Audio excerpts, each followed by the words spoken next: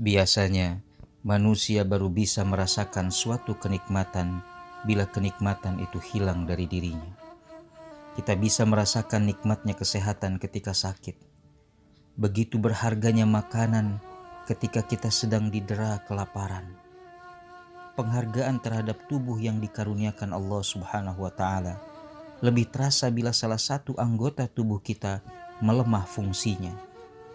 Bila penglihatan mata mulai kabur, barulah kita tersadar lalai merawatnya. Kita seakan tersadar dari tidur panjang yang melalaikan. Semua hal dalam kehidupan ini dalam sekejap menjadi begitu berarti. Bahkan hal yang dulunya begitu dibenci menjadi begitu kita cintai. Rasulullah SAW sudah mengingatkan kita. Ingatlah 5 perkara sebelum datangnya 5 perkara. Muda sebelum tua, sehat sebelum sakit, lapang sebelum sempit, kaya sebelum miskin, dan hidup sebelum mati. Peringatan Rasulullah itu amatlah jelas dan bisa kita rasakan kebenarannya. Tapi sesungguhnya ada nikmat yang lebih tinggi nilainya dari yang telah disebutkan dalam hadis tersebut.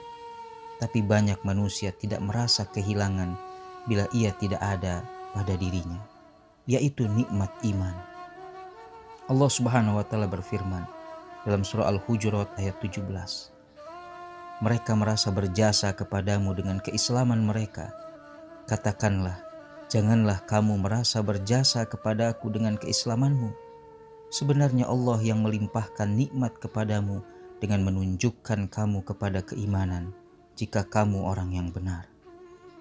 Hal ini bisa dilihat dari begitu banyaknya kemungkaran dan kemaksiatan di sekitar kita.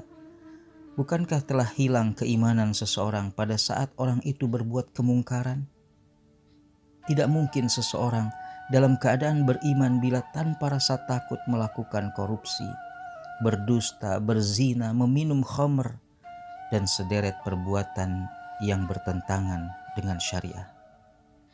Banyak orang merasa cukup hanya berislam, padahal kedudukan iman lebih tinggi dari itu.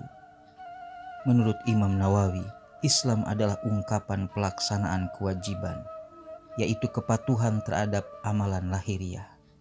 Sedangkan iman adalah ungkapan pembenaran kepada Allah Subhanahu wa Ta'ala, para malaikatnya, para rasulnya, kitab-kitabnya, hari akhir, dan takdir baik dan buruk.